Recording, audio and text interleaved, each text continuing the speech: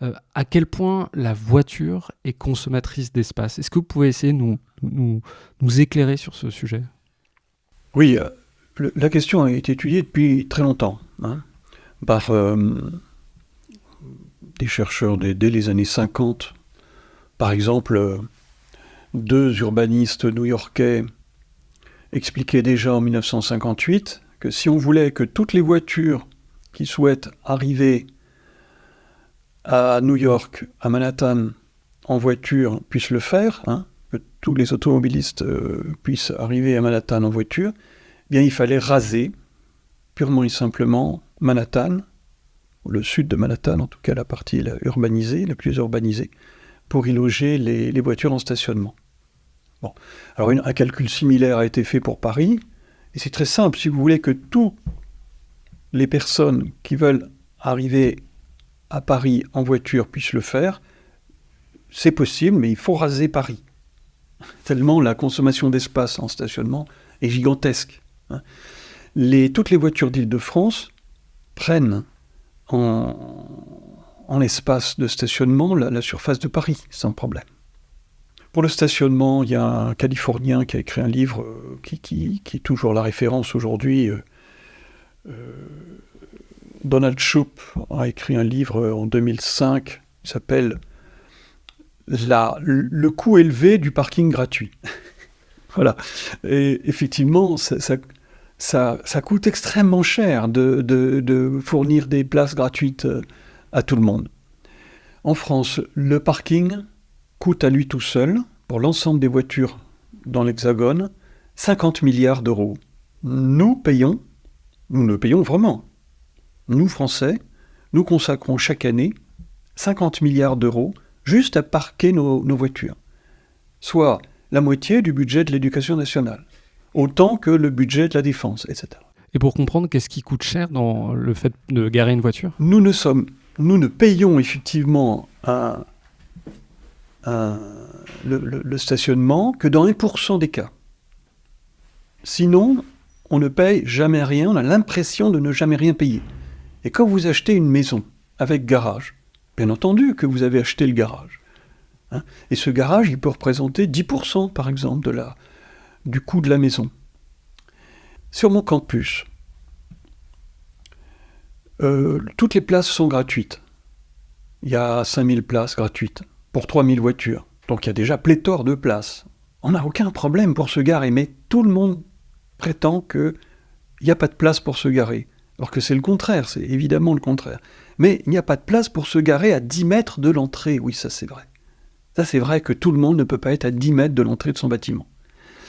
Et il faut parfois faire 100 mètres, 200 mètres au là, pour aller de sa voiture à l'entrée d'un bâtiment.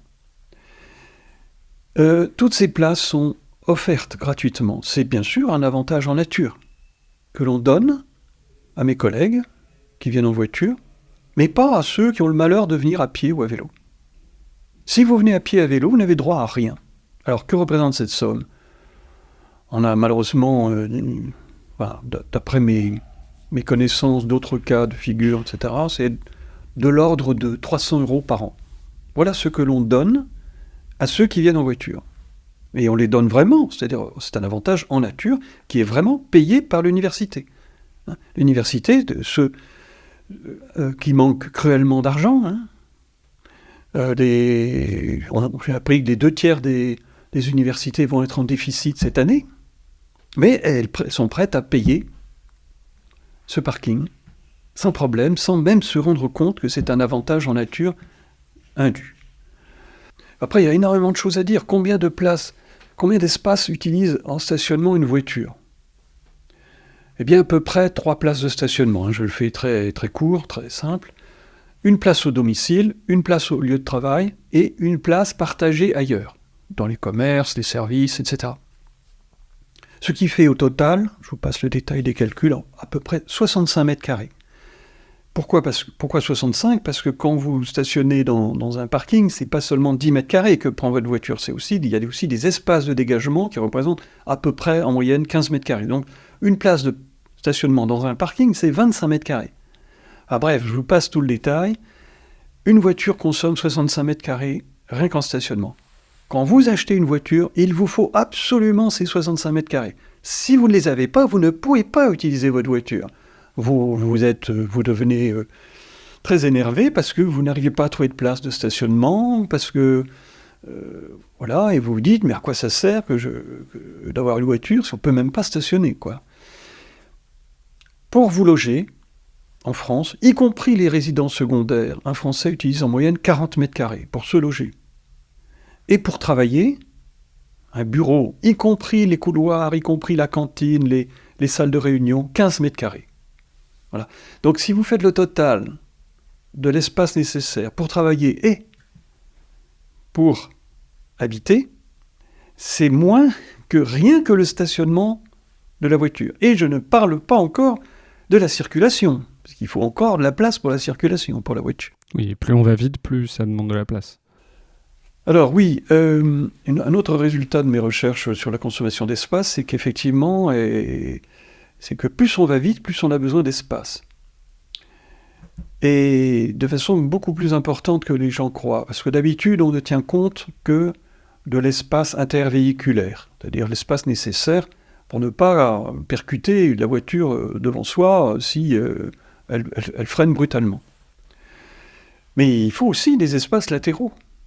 Et c'est non négligeable, hein, parce que, évidemment, si vous roulez à 130 à l'heure, c'est pas sur 3 mètres de large que vous allez pouvoir circuler à 130 à l'heure. Il faut non seulement que la voie soit plus large, elle fait 3,50 m en général, mais en plus, il faut toutes sortes de sécurité. Il faut une bande d'arrêt d'urgence, il faut un terre-plein central, il faut un fossé, parce qu'il faut écouler les eaux, hein, les eaux de ruissellement. Il faut des bassins de rétention des eaux de ruissellement, parce qu'elles sont chargées de métaux lourds. Il faut également des échangeurs qui prennent beaucoup de place. Enfin bref, pour rouler à 130 à l'heure, il faut 9 mètres de large, en fait. 9 mètres de large. Voilà, donc à 130 à l'heure, on consomme énormément d'espace. Quand on roule très lentement aussi, on consomme beaucoup d'espace, parce qu'on n'avance pas du tout. Et en fait, c'est à 30 à l'heure qu'on consomme le moins d'espace quand on roule. Est-ce qu'on a une idée du coup dans les villes, ce que représente la consommation d'espace de l'automobile ? Oui, alors il y a eu plein de calculs faits, et en fait, prenons par exemple Avranches, 12 000 habitants au sud de la Manche. Avranches, jusqu'à il y a quelques années, avait 20 places, toutes transformées en parking. Toutes transformées en parking, sauf une, depuis quelques années, ça y est, qui a été libérée des voitures en stationnement. C'est la place la plus ancienne de la ville, une place moyenâgeuse. Il y avait 11 places de stationnement. Ça y est, la ville a supprimé ces 11 places de stationnement. La place a été immédiatement investie par des restaurants, ils ont rénové la fontaine, enfin bref, c'est devenu superbe. C'est le cœur historique de la ville. Voilà. Maintenant, il y a 19 autres places à libérer. Et c'est comme ça, mais partout. Il y a, dans la plupart des villes, toutes les places, sauf quelques rares places, ont été transformées en fait en parking. L'espace public a été complètement absorbé par le stationnement. Et ça, c'était vrai aussi à Paris, par exemple. Mais dans les années 60. Dans les années 60, toutes les places, j'ai bien dit toutes, n'étaient que des parkings. Devant Notre-Dame, devant le Louvre, devant l'Hôtel de Ville. Place Vendôme. Place Vendôme, partout. Ce n'était qu'un vaste parking. Paris n'était qu'un vaste parking. D'ailleurs, il y a un site internet même où si vous rentrez, parking, vaste parking, Paris, vaste parking, vous tombez là-dessus. Quelqu'un s'est amusé à mettre des photos avant-après de toutes les grandes places de Paris. Donc Paris a fait ce travail de débarrasser progressivement toutes les places des voitures en stationnement. Hélas, Paris a fait énormément de parking sous les places, ce qui a été stérilisé la place, parce qu'au-dessus, on ne peut pas mettre d'arbres à cause du parking qui est en dessous. Et ces parkings aujourd'hui sont, en tout cas dans l'espace central, dans la zone centrale, dans les 10 premiers arrondissements de Paris, la plupart de ces parkings sont largement vides aujourd'hui. Il y a des friches de parking dans Paris qui ne cessent de s'accroître.